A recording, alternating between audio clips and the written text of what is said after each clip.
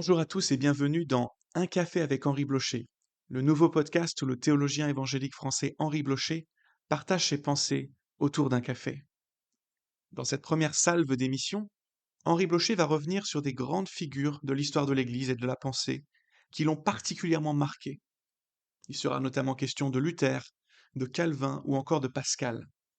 Pour ce premier épisode, Henri Blocher entre en dialogue avec Lydia Jaeger, professeure à l'Institut biblique de Nogent, autour de la figure de saint Augustin, un des plus grands docteurs de l'Église. Chers auditeurs, installez-vous confortablement dans votre canapé, munissez-vous d'un mug de café et laissez-vous interpeller par Henri Blocher. Bonjour Henri Blocher. Bonjour, Lydia Jaeger. Je suis très heureuse de vous retrouver pour échanger avec vous autour d'un des grands penseurs chrétiens, peut-être même le plus grand penseur chrétien de l'Antiquité, en tout cas de l'Antiquité latine. J'ai eu l'occasion de vous entendre parler d'Augustin dans vos cours, je vous ai lu, et bien sûr j'ai lu surtout aussi Saint Augustin. Et je suis donc très contente de pouvoir prolonger avec vous cette réflexion, de vous entendre sur Augustin, comment il vous a influencé, là peut-être aussi où vous lui résistez. Alors, Augustin a vécu sur les deux rives de la Méditerranée. Il est originaire de l'actuelle Algérie, évêque de la ville romano-berbère d'Hippone. Mais il a aussi enseigné la rhétorique, alors d'abord à Carthage, ensuite à Rome, à Milan. Il se convertit à Milan. Et l'iconographie montre souvent Augustin avec un double attribut.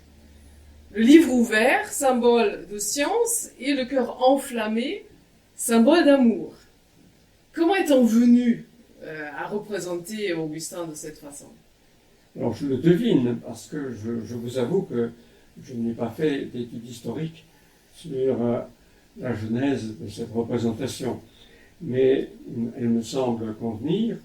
Le cœur enflammé correspond au cœur de la piété d'Augustin, très affective. C'est un sensible. Il a connu, dans le domaine des amours humaines, ces tentations les plus difficiles à surmonter.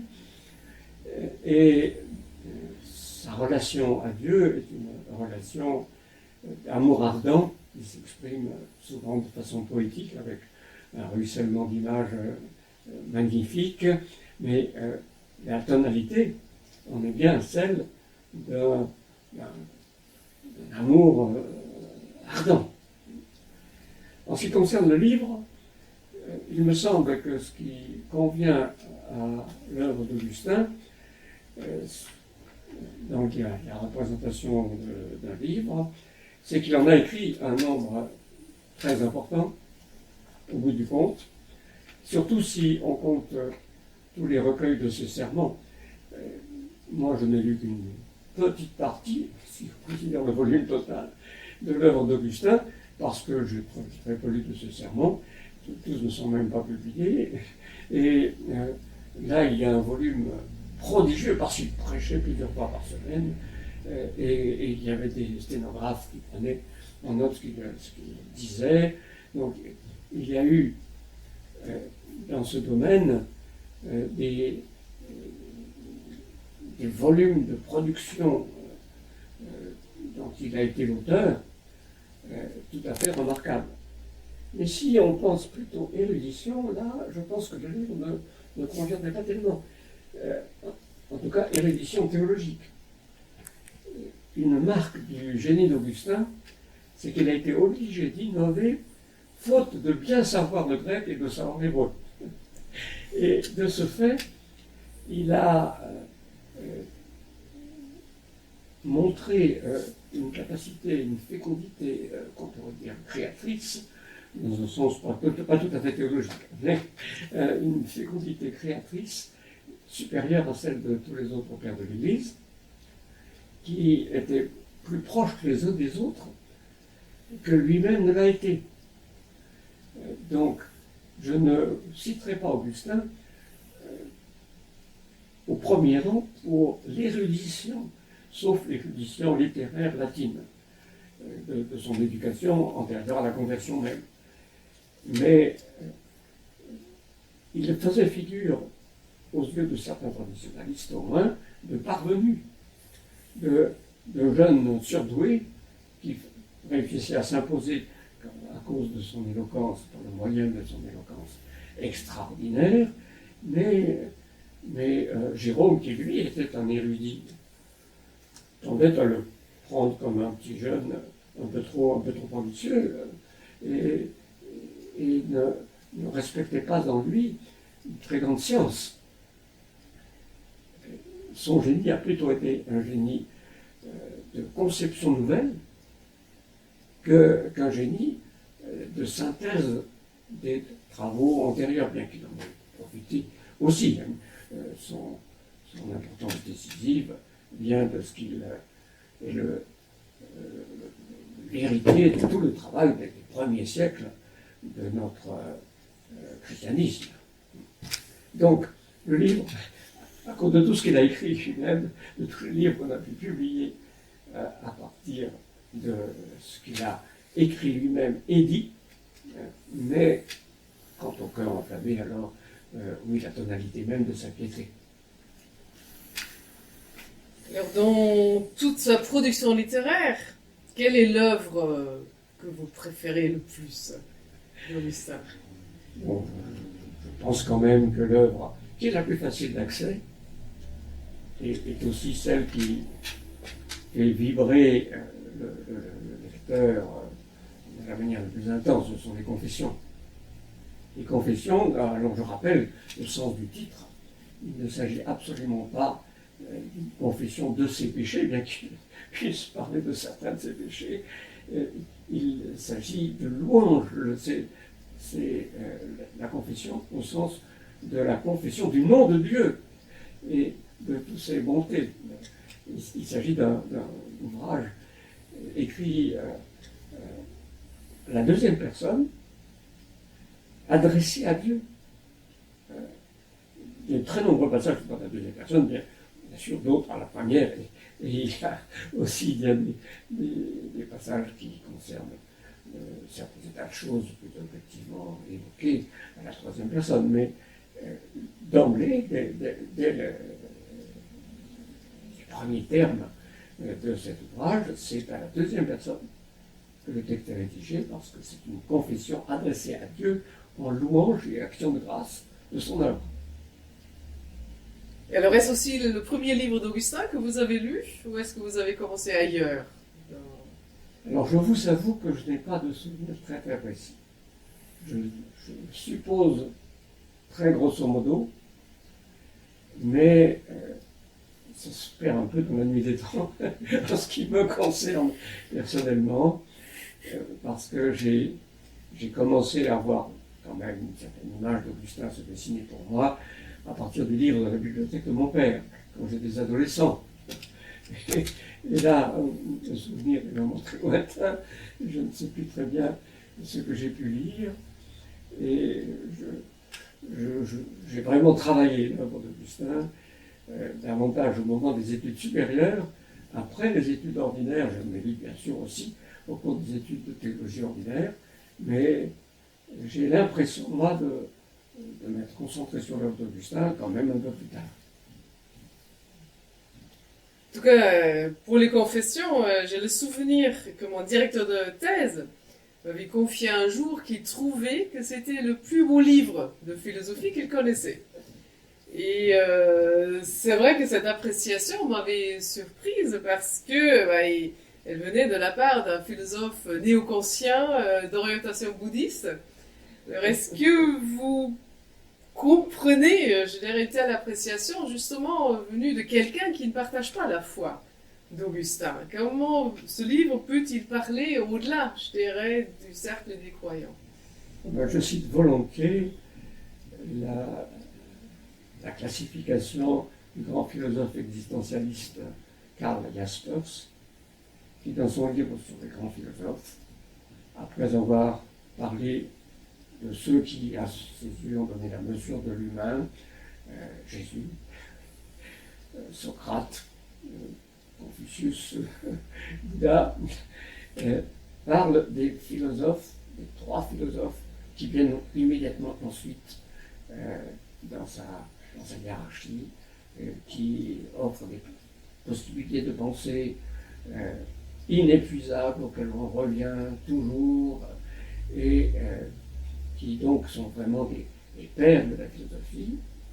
Il y en a 3 pour lui, et Augustin, et le second, il y a Platon, Augustin et Kant pour la modernité. Mais Jaspers, qui professait une foi philosophique, mais qui opposait très, très lucidement à la foi chrétienne, donc il n'était pas du tout chrétien de profession, Jaspers parle d'Augustin de cette façon. Et vous vous rappelez peut-être que dans les cours, je vais me dire qu'Augustin est à la fois le père du Moyen-Âge, le père de la Réforme et le père de la modernité. On trouve l'argument clé de Descartes face au scepticisme chez Augustin. On trouve déjà, il y a une modernité du sentiment, une espèce de frémissement de la sensibilité chez Augustin que l'on ne retrouve plus après lui, avant le temps de la Renaissance et de la modernité. Donc je comprends qu'un philosophe, donc héritier de la modernité comme celui qui a dirigé votre thèse, et je me rappelle lors de votre soutenance, il était là, je comprends qu'il ait cette révérence pour Augustin. Alors, on dit des confessions que c'est la première autobiographie au sens moderne, avec une attention au mouvement intérieur de l'âme. Est-ce que ça participe à cet aspect moderne du livre ? Sans doute, mais en même temps, il faut bien marquer la distinction. Je me rappelle avoir lu dans une biographie d'Augustin que les modernes lisent souvent de manière un peu biaisée, justement parce qu'ils ne lisent que comme une autobiographie des confessions, l'ensemble du livre, dont les 2 tiers sont de louanges et de réflexions théologiques adressées à Dieu. C'est un ouvrage qui n'a pas pour dessein premier de raconter la vie de l'auteur, ni de faire part de sa subjectivité. C'est en quelque sorte par surcroît que cela est advenu dans la rédaction de l'ouvrage. Et ce surcroît est une anticipation d'un genre littéraire qui n'existait pas et qui est assez typique de la modernité. Donc dans ce sens, on peut dire oui, c'est la première autobiographie, mais attention de ne pas faire d'anachronisme au moins excessif quand on lit les confessions. Le dessein est vraiment de rendre témoignage de la grâce de Dieu. Et c'est vrai, ça, le chrétien moderne peut l'apprécier, d'ailleurs même quand il n'a pas de formation philosophique. J'ai le souvenir d'avoir lu pour la première fois les confessions, je pense vers l'âge de 16-17 ans, et il y avait des pages entières que je ne comprenais pas parce que j'ignorais complètement le contexte philosophique de l'époque, et il n'y avait pratiquement pas de notes dans l'édition que j'avais aussi d'ailleurs dans la bibliothèque de mon père. Et pourtant, le livre me parlait. Donc il y avait quand même un attrait, et bon, preuve que je suis revenue à plusieurs reprises ensuite à ce livre. Mais justement, pour quelqu'un qui voudrait s'approcher des confessions, mais qui n'a peut-être pas encore tout le bagage philosophique, est-ce qu'il y a peut-être des sections qui sont plus faciles? Et plus personnellement encore, quel est votre passage préféré du livre? En ce qui concerne les sections les plus faciles, je pense que ce sont les sections narratives de type précisément autobiographique, celles qui racontent son enfance et tout spécialement sa conversion. Donc là, nous avons... il faut bien d'ailleurs ajouter, je ne l'ai pas fait il y a quelques instants, mais que c'est une autobiographie qui ne couvre pas toute la vie d'Augustin, même si on la considère sous l'angle autobiographique, il est encore relativement jeune quand il l'écrit, et il vivra encore plusieurs dizaines d'années ensuite de son ministère. Donc, il y a cet élément narratif qui est plus facile. Il y a les derniers livres, parce que ce sont des livres, alors les livres, ce ne sont pas des volumes très imposants, chaque livre. Ce qui s'appelle livre dans la division des confessions, comme d'ailleurs de beaucoup d'autres ouvrages de Saint-Augustin, correspondent en longueur à de grands chapitres de nos livres modernes. Les chapitres étant très brefs, correspondant à des sections, de grands paragraphes. Assez souvent, il faut bien nous rendre compte aussi de ce à quoi correspondent les termes de livres ou de chapitres. Alors, les derniers livres des confessions sont des livres de réflexion très poussés, en particulier sur la création. Et le 11e livre sur le temps m'a spécialement intéressé, m'a tout particulièrement retenu, aussi avec le commentaire éblouissant que Paul Ricoeur en a donné. J'admire à la fois le texte d'Augustin et le commentaire de Ricoeur. Et un des traits les plus sympathiques de la manière d'écrire, de se livrer d'Augustin, dans toutes les confessions, mais même ailleurs, mais en particulier dans les confessions, c'est qu'il laisse de très nombreuses questions ouvertes. Augustin avoue ses perplexités sans arrêt. Il montre quelles questions se posent, comment son esprit lutte avec elles, mais il ne prétend pas apporter une solution définitive. Il esquisse des hypothèses. Il est là d'une souplesse et d'une droiture dans l'exposé de ses propres incertitudes qui est tout à fait remarquable. Et je dois dire que je trouve génial la manière dont il entame sa réflexion sur le temps. Avec cette réflexion, c'est typiquement Augustin, cette réflexion, quand on ne demande pas ce que c'est, je sais ce qu'est le temps, mais si on me demande ce que c'est, je ne sais plus que dire. C'est vraiment là la finesse extraordinaire d'Augustin. Et en même temps, une franchise que je trouve remarquable. Le fait que, comme certains autres auteurs, aussi comme Pascal par exemple, on aime Augustin quand on le lit. Alors, le passage sur le temps, donc c'est votre passage préféré des confessions? Alors, il m'a retenu assez longuement, oui, je l'apprécie. Mais bon, j'aime aussi l'exorde d'Entame avec cette magnifique parole sur tu nous as fait pour toi, notre cœur est sans repos tant qu'il ne trouve pas son repos en toi. C'est aussi typiquement la subtilité d'Augustin dans sa relation à Dieu. Donc cela aussi, je trouve très, très beau, très, très parlant. Alors une citation qui est aussi très belle, mais que je trouve difficile à comprendre, je vais vous la livrer. Donc Augustin écrit « Tu étais plus intérieur que la part la plus intime de moi-même, et plus supérieur que la plus haute cime de moi-même. » Alors c'est très beau, mais ça paraît paradoxal. Qu'est-ce qu'Augustin peut dire là, et en quoi est-ce peut-être caractéristique d'ailleurs de son message, de sa relation à Dieu? Alors je vous avoue quelque chose. J'ai dans mon agenda une petite feuille glissée dans mon agenda quelques citations qui me sont particulièrement chères de divers auteurs, mais c'est juste un tout petit feuillet, hein. J'écris très petit. Et cette citation d'Augustin, c'est trop. Je trouve aussi que c'est un texte admirable qui rend compte exactement de la révélation biblique de Dieu, de la relation de Dieu au monde.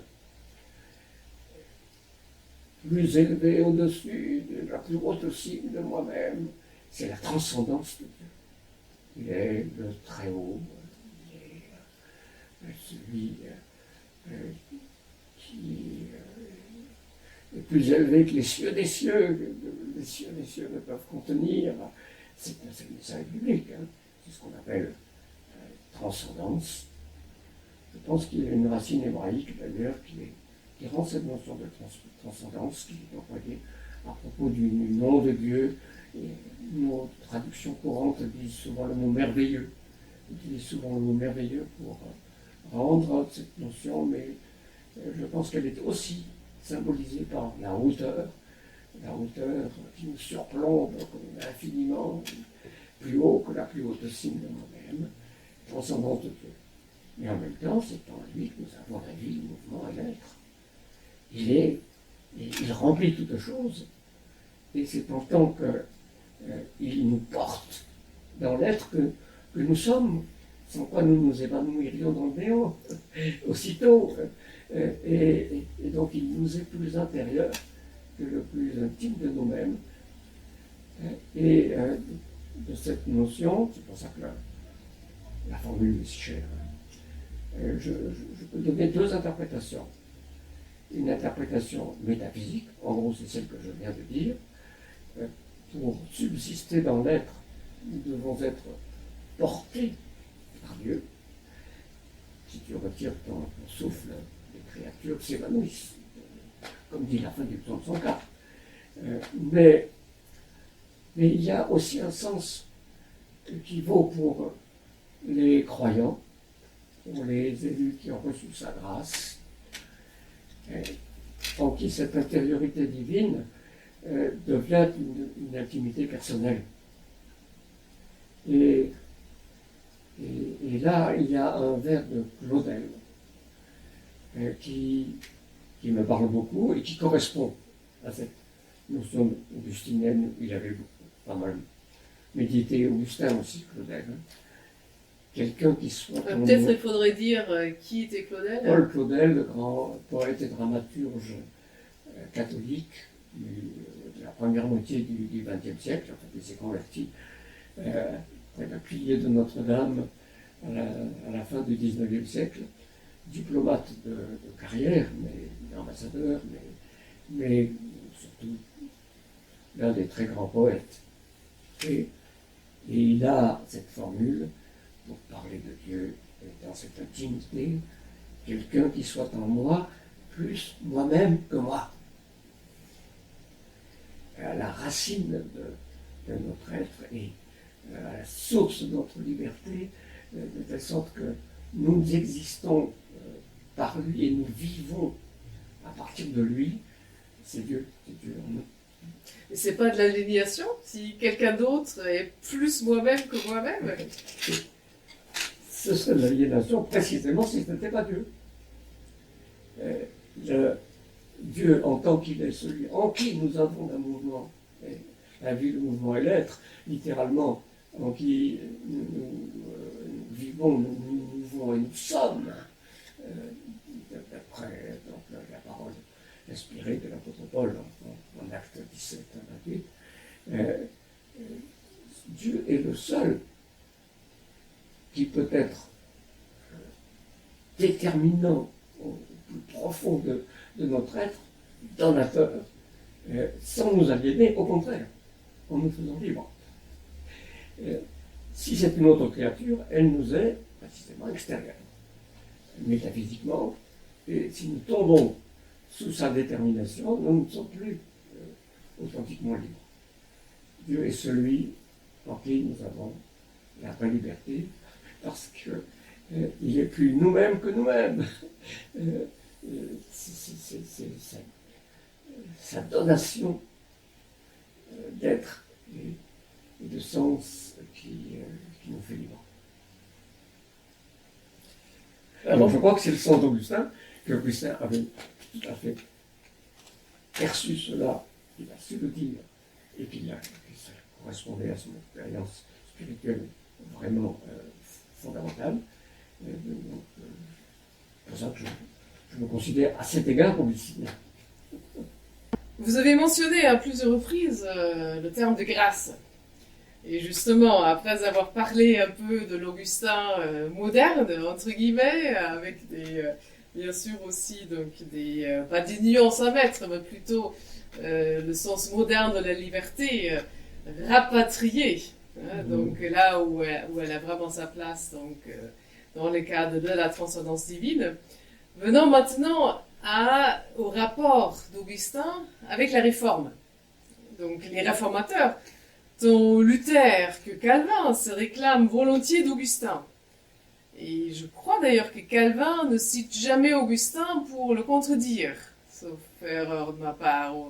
Je vais apporter une nuance à ce sujet dans un instant, mais je vous laisse terminer la formulation de votre remarque ou question. Ce qui est donc qu'ils font souvent appel à lui et contre la scolastique médiévale, alors là qui assez souvent est critiquée, et contre les positions de l'Église catholique de leur époque, ce qui peut aussi être paradoxal parce que l'Église catholique, bien sûr, reconnaît Saint Augustin comme docteur de l'Église et donc se réclame aussi de lui. Mais pourquoi les réformateurs justement font appel à Augustin au-delà du catholicisme de l'époque, au-delà du catholicisme médiéval? Pourquoi Augustin est-il aussi le père de la Réforme? Alors, il est le père de la Réforme, indubitablement. Il faut reconnaître un élément de stratégie dans le combat, le véritable combat du XVIe siècle.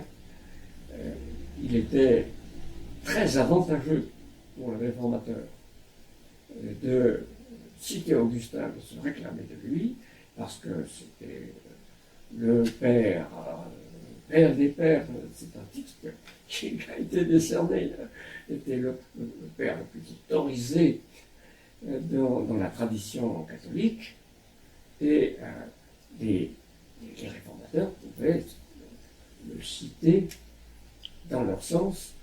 Il avait travaillé fortement, donc c'était dans leur combat pour réformer l'Église dans l'état où elle était à la fin du Moyen-Âge. C'était une arme très efficace. Donc il y a ça, mais je pense que l'antiquité rien n'est fondamental que celle qui se prêtait à cette stratégie, bien sûr. Alors en ce qui concerne Calvin, je vais me contenter d'une réponse très très brève parce que Calvin est lui-même d'abord héritier de Luther. J'aime dire qu'il était le plus grand luthérien de sa génération. Calvin, c'est la deuxième génération qui profite de l'œuvre de Luther, qui la prolonge, qui à mon avis la décante également, mais donc je ne veux pas parler beaucoup plus longuement de Calvin en réponse à votre observation. Simplement dire qu'il y a quand même un passage que je trouve très intéressant où Calvin dit clairement qu'Augustin n'a pas compris la doctrine biblique de la justification. Là, il le dit, alors il le dit aussi doucement et rapidement que possible à cause de cet aspect stratégique de la référence à Augustin, mais il le dit, il ne l'a pas caché. Donc, sur ce point, il n'est pas d'accord avec Augustin. Cela peut être dit, mais je me concentre plutôt sur Luther, car la rupture, la grande rupture de la Réforme, c'est Luther. Luther était un moine d'un ordre d'Augustin. Ça, c'est déjà un élément qui peut être mentionné. Et qu'a-t-il retenu d'Augustin? Il a retenu d'Augustin essentiellement la souveraineté de la grâce de Dieu. Tout est grâce. Cela, Augustin l'a effectivement proclamé très fort. Et et on a fait un sujet de controverse aussi, entre Pélage et sa glorification du libre arbitre. Luther a été libéré par la découverte de cette souveraineté de la grâce de Dieu qui opère. Et c'est grâce à sa lecture d'Augustin en partie qu'il est parvenu à cette découverte pour lui qui a tout chamboulé.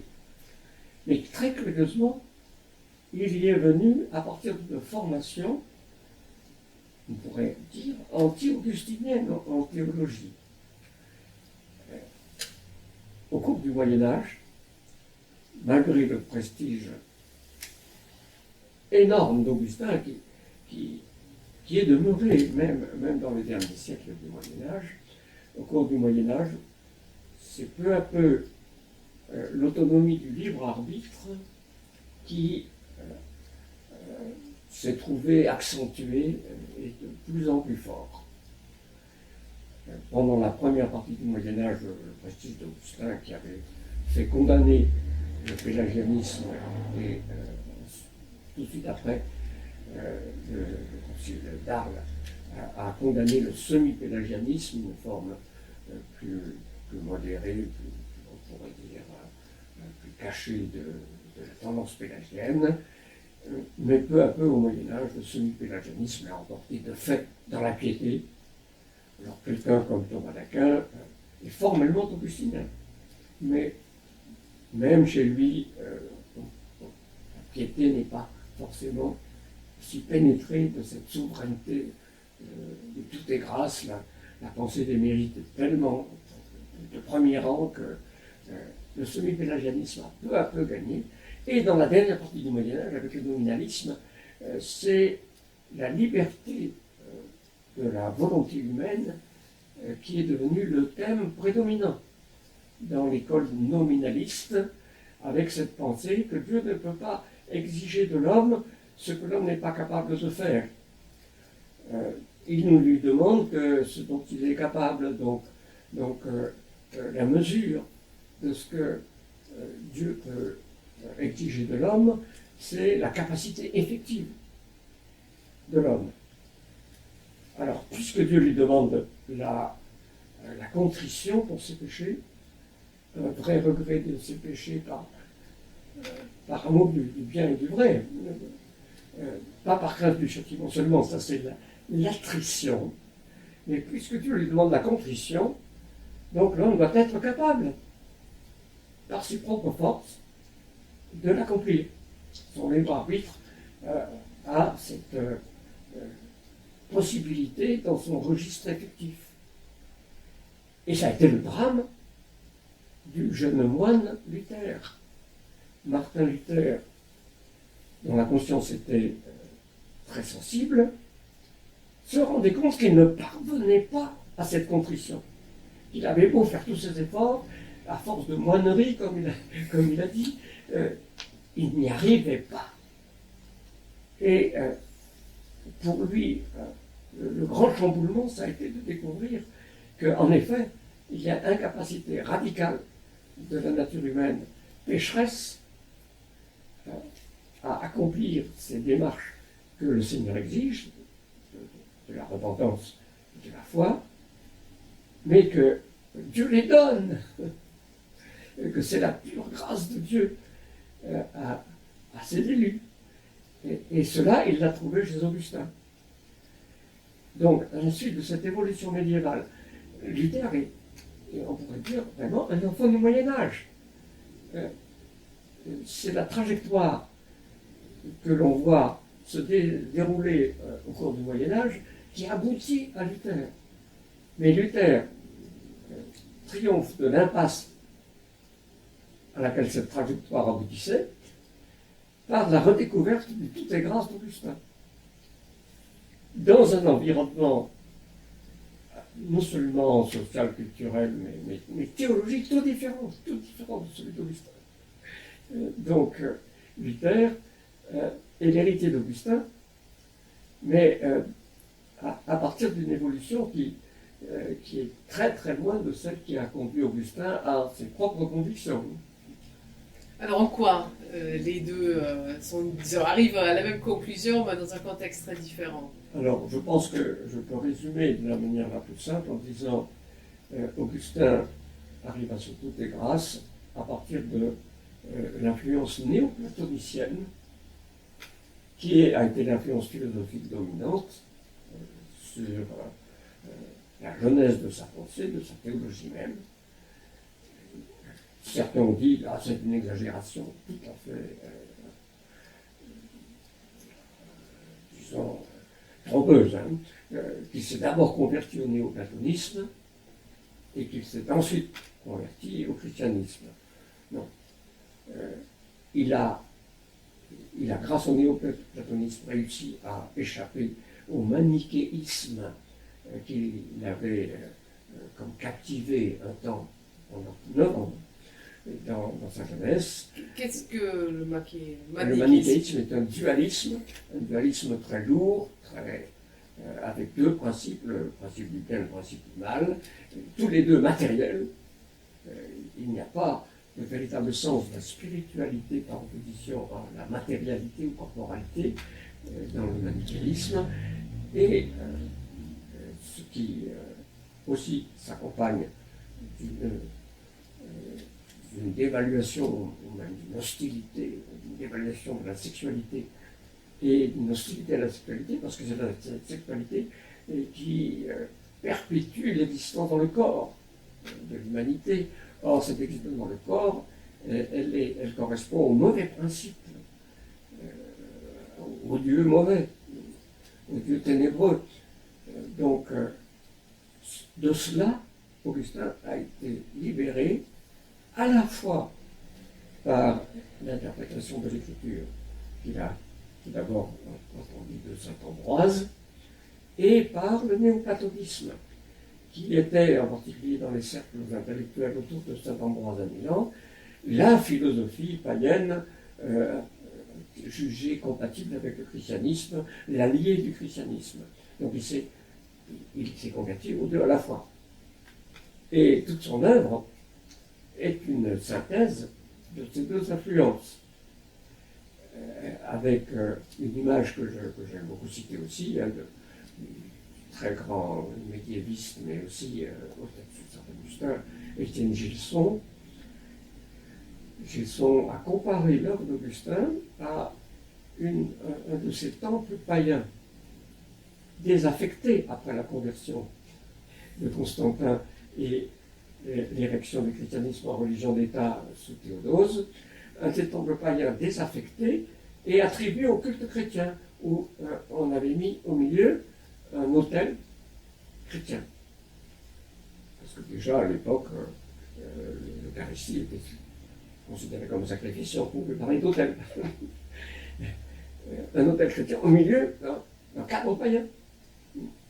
Et donc, Augustin pense à partir du néoplatonisme, qui va refondre pour correspondre aux données bibliques là où il y a trop de tension, trop d'opposition, mais c'est alors on appelle ça en termes philosophiques un monisme, c'est la pensée de l'un, duquel tout procède, qui domine, avec une grande hiérarchie de l'être, descendante à partir de l'un.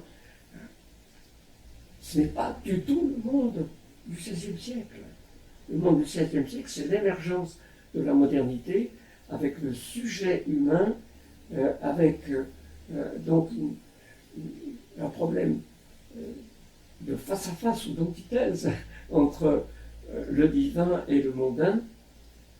C'est un temps d'affirmation du monde, déjà de sécularisation dans ce sens-là, avec les nouvelles découvertes, avec une assurance nouvelle du sujet humain qui va s'ériger en co-créateur du monde. Donc, le cadre conceptuel dans lequel Luther va opérer sa grande révolution religieuse ce cadre conceptuel est très très différent de celui d'Augustin. Mais les deux arrivent où tout est grâce. Ah, mais les deux arrivent à tout est grâce. Et c'est le tout est grâce d'Augustin qui, chez Augustin, est assez lié à ce monisme. Tout procède de l'un. C'est ce cadre, c'est ce tout est grâce auquel Augustin est arrivé, qui va libérer Luther, lui permettre de sortir de l'impasse où la glorification du libre arbitre l'avait emprisonné jusque-là. Et alors, si la grâce est si importante pour Augustin, d'ailleurs qu'on l'appelle le docteur de la grâce, comment comprendre que la justification par la foi ne joue pas de rôle chez lui, que Calvin a même pu lui reprocher qu'il n'avait pas compris? Alors, est-ce que Calvin avait raison avec cette reproche et comment comprendre ce paradoxe? Alors, je crois que Calvin avait tout à fait raison. Oui, que là, on n'en peut pas douter. La justification par la foi n'est pas vraiment saisie dans son sens biblique, et en particulier paulinien, mais je crois que c'est pas seulement l'apôtre Paul dans le Nouveau Testament, que la justification n'est pas vraiment comprise par Augustin. Deux raisons, à mes yeux. J'essaie d'interpréter. Deux raisons. Une première raison, on pourrait dire très superficielle, mais qui a pu jouer. Comme je l'ai signalé tout à l'heure, Augustin ne savait pas l'hébreu, et pour le grec, il a fait des progrès au cours de sa vie. Jeune étudiant, il n'avait pas aimé le grec du tout, il avait pratiquement laissé de côté, et il n'a jamais été vraiment à l'aise en grec. Donc il a travaillé en latin, vraiment en latin, et il aimait les mots, il aimait les étymologies, il aimait. Or, en latin, justifier, justificare, c'est faire juste. C'est à partir du verbe faire que le mot lui-même est construit. Donc c'est rendre juste. Le tout est grâce pour Augustin, c'est que Dieu nous rend juste, et en nous rendant juste de fait, au bout du compte, alors aussi avec miséricorde, pour combler les déficits, mais en nous rendant juste, il va permettre que nous héritions de la vie éternelle. Il va couronner nos mérites que nous lui devons. Nous devons au travail de sa grâce en nous, par le don du salut au terme de notre évolution, de notre sanctification, mais la justification, c'est ça. Donc, ça, c'est une raison liée à ce qui est quand même très typique d'Augustin, son attention au langage, son goût pour la réflexion à partir des mots, mais latins, puisqu'il est vraiment un maître de la langue latine. Ça, c'est la première raison un peu superficielle. La deuxième raison, c'est justement, je crois, que le néoplatonisme. Bon, et l'héritage de tout ce qui est venu avant lui. Mais dans son Église. Mais ce néoplatonisme laisse pratiquement de côté le caractère juridique du rapport entre Dieu et l'humanité selon l'Écriture. La dimension juridique qui appartient par exemple à la notion d'alliance. La notion d'alliance est une notion juridique. Alors, il y a des obligations, il y a des règles, il y a des sanctions, il y a, voilà, c'est tout cela qu'une alliance implique.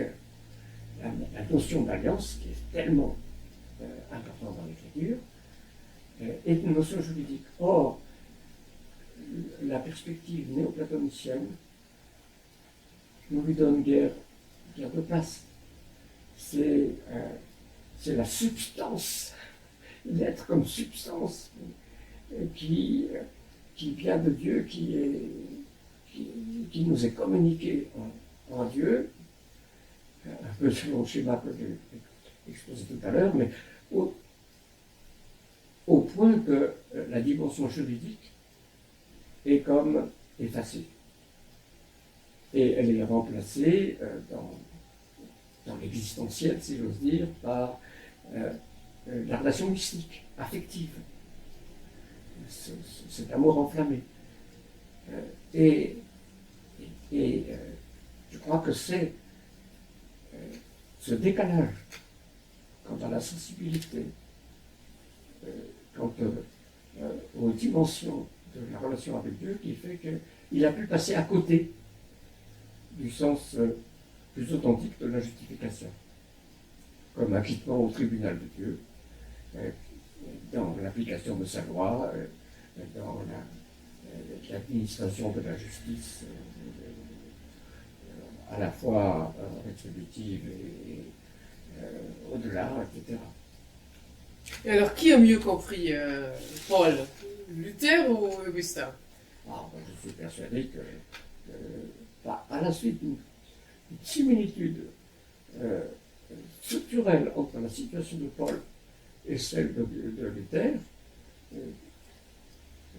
qui a quelque chose de paradoxal, mais c'est Luther a retrouvé le sens de Paul.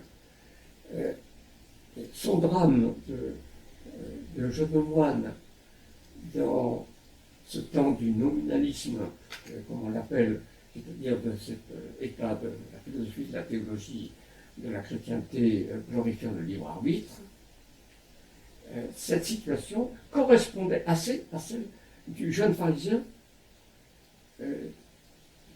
surzélé qu'a été Saul de Tarse, devenu Paul l'apôtre. Et il y a une similitude structurelle entre le profond tourment intérieur du jeune moine formé dans le nominalisme Luther et du jeune pharisien qui ne peut pas admettre que quelqu'un qui a traité la loi comme Jésus l'a fait soit le vrai Messie. Parce qu'il a tout misé sur cet accomplissement de la loi pour être juste devant Dieu. C'est à mon avis ce qui a permis, sous la providence de Dieu, c'est la conduite de l'histoire de Dieu, à Luther de redécouvrir, comme personne ne l'avait fait dans les siècles qui avaient précédé, le message de Paul, le sens du message de Paul. Alors, le tout est grâce. Donc ça, c'est un aspect du message augustinien que nous aimons beaucoup, mais qui a comme face, on va dire pas opposée, mais voilà, comme revers de la médaille, aussi le fait que l'homme est incapable de se sauver, de plaire à Dieu. Et donc, on a quand même souvent reproché à Augustin d'avoir durci justement l'enseignement sur le péché, d'avoir durci la notion de péché originel, d'avoir promu une vision pessimiste de l'humanité et en particulier de la sexualité. Donc Augustin est souvent vu comme l'avocat d'une religion culpabilisante. Alors, cette accusation est-elle juste, partiellement juste, à rejeter? Alors, je pense qu'elle est foncièrement à rejeter, mais qu'elle a quand même des éléments de justesse qu'il faut reconnaître. Foncièrement à rejeter, oui, c'est un verdict sévère que porte Augustin sur ce qu'on appelle l'homme naturel, sur l'être humain tel que ses dispositions le montrent dès l'enfance, dès la jeunesse, mais c'est le verdict que la Bible prononce de manière très très nette également. Augustin, là, s'est accroché à des textes bibliques qui sont très très forts, très très lourds, et je crois, je peux dire, que des gens qui reprochent à Augustin son pessimisme ne sont pas loin de le reprocher à la Bible elle-même. Il y en a qui peut-être Toutes les pensées scientifiques d'ailleurs ne le disent pas très très fort, qu'ils s'opposent du même coup à la Bible, mais il y en a qui le disent, qui n'ont pas peur de le dire parce qu'ils ne peuvent pas se soumettre à cette pensée biblique. Il y a un radicalisme biblique et augustinien que, pour ma part, je suis obligé d'admettre, auquel j'essaye d'adhérer. Vous savez que j'ai écrit un livre sur le péché originel, et donc je crois pouvoir démontrer, je crois avoir démontré dans ce livre qui, pour l'instant en tout cas, n'existe qu'en anglais, je crois avoir démontré qu'en effet, c'est l'enseignement biblique. Que c'est une puissance radicale. C'est Jésus qui dit mauvais comme vous l'êtes. Il le dit à tous. C'est l'apôtre Paul qui dit que l'homme naturel ne reçoit pas les choses de Dieu, elles sont une folie pour lui, il peut les connaître. Nous avons ce message qu'Augustin a redécouvert. Alors, il a été beaucoup plus net à cet égard que ses prédécesseurs dans l'âge patristique. Ce n'est pas tant qu'il se soit carrément opposé à une option plus optimiste. Il s'est opposé à Pélage, mais Pélage doit clarifier une ambiguïté. Dans les premiers siècles, je pense que la plupart des théologiens qui étaient des pasteurs, qui n'étaient pas des théologiens professionnels obligés de s'exprimer de manière très systématique et dans un langage techniquement précis. La plupart des docteurs de l'Église qui étaient des évêques, avec des charges pastorales, sont restés un peu flous et ambiguës. On trouve des éléments qui vont dans le sens augustinien, dénonçant l'incapacité de la nature humaine, mais ce n'est pas si nettement exposé. Et parce qu'il combattait en même temps un fatalisme païen, un fatalisme astral en particulier. Et contre ce fatalisme astral, et là Augustin est d'accord, et nous pouvons l'être aussi, et contre ce fatalisme, il fallait maintenir la liberté au sens de la responsabilité humaine. Oui, d'ailleurs là, Augustin, et je pense que les premiers chrétiens sont des critiques de l'astrologie. Très fort. Ouais. Et lui-même a plaidé qu'il ne s'était pas contredit entre ses écrits de jeunesse, il y en a un qui porte le titre du livre arbitre, hein, et son accent anti-pélagien des dernières décennies de sa vie. Donc, il y avait ambiguïté chez nombre d'auteurs avant lui. Il a clarifié l'ambiguïté. Je ne pense pas qu'il ait durci la doctrine au-delà de l'expression biblique. Et nous en avons aussi. Mais il y a un point quand même qui, effectivement, est problématique quand on compare avec l'écriture, c'est l'attitude à l'égard de la sexualité. Alors, il faut, là aussi, bien mesurer les choses. Augustin, en son temps, dans le christianisme de son époque, n'est pas du tout l'auteur le plus sévère à cet égard, le plus restrictif, le plus répressif, si on veut. Il l'est 10 fois moins que Jérôme. Jérôme l'a été avec des accents d'une sévérité extrême.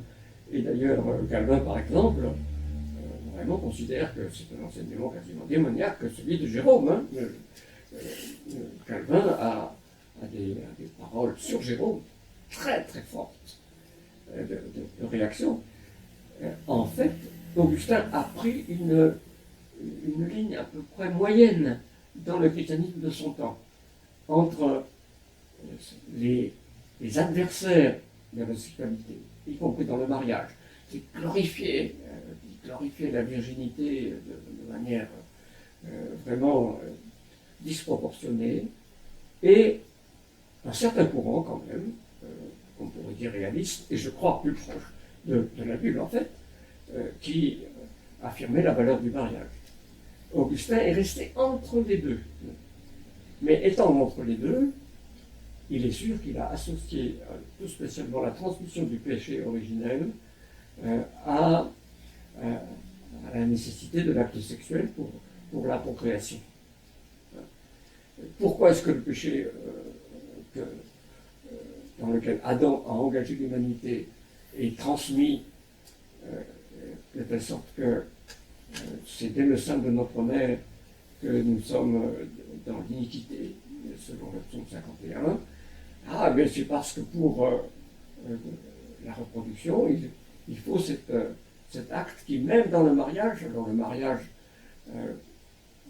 en quelque sorte, apporte une sanctification superficielle qui autorise l'acte conjugal, mais c'est quand même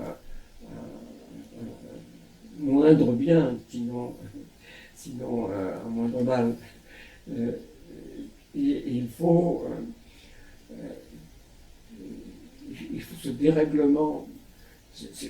Parce que l'homme est pécheur. Hein. Augustin dit bien que la sexualité avant la chute est bonne. Mais dans l'état de péché, elle implique toujours des pulsions si fortes qu'un dérèglement se produit toujours avec l'acte sexuel. Et donc il est toujours entaché de quelque façon. Alors, Dieu dans sa miséricorde permet que dans l'institution du mariage, ce défaut soit compensé, si c'est justement pour avoir des enfants, donc voilà, et il ne condamne pas autant que le faisait le parti de Jérôme, mais voilà. Et cela, alors, a pesé sur, étant donné le poids qu'a eu l'augustinisme pendant tous les siècles qui ont succédé, Augustin avec une figure, le Moyen-Âge disait toujours, le maître a dit, le maître, Augustin. Étant donné le poids qu'Augustin a eu, il a effectivement jeté une ombre sur l'exercice de la sexualité dans le mariage même, qui, je pense, pour le catholicisme, n'est vraiment dissipé que depuis quelques dizaines d'années. C'est depuis, je pense, depuis le milieu du XXe siècle seulement, et Vatican II peut représenter un peu un point tournant à cet égard, que la chose est vraiment éliminée dans le catholicisme, dans la piété, dans le discours courant, dans la sensibilité, bien que certains textes, ce qui concerne les naissances en particulier, il en reste encore quelque chose. Alors merci beaucoup de nous avoir, disons, entraînés à la lecture de Saint-Augustin. Donc, alors c'est vrai, nous sommes essentiellement limités à 2 thèmes. Hein. Il y aurait tellement plus à dire, mais déjà l'Augustin des Confessions et le thème du Tout est grâce, c'est une porte d'entrée ou 2 portes d'entrée dans l'œuvre de Saint-Augustin. Donc j'espère que nous aurons une autre occasion pour revenir à des aspects encore plus théologiques, au sens propre du terme, donc discuter de la méthode théologique d'Augustin, de son enseignement sur la Trinité, mais nous voulons retenir peut-être surtout ce Tout est grâce d'Augustin. Merci Henri Blocher. Merci Lydia, merci. Merci d'avoir écouté ce premier épisode d'Un café avec Henri Blocher. Nous nous retrouverons dans un mois pour le 2e épisode consacré à la figure de saint Augustin. D'ici là, que le Seigneur vous bénisse et vous renouvelle en toutes choses.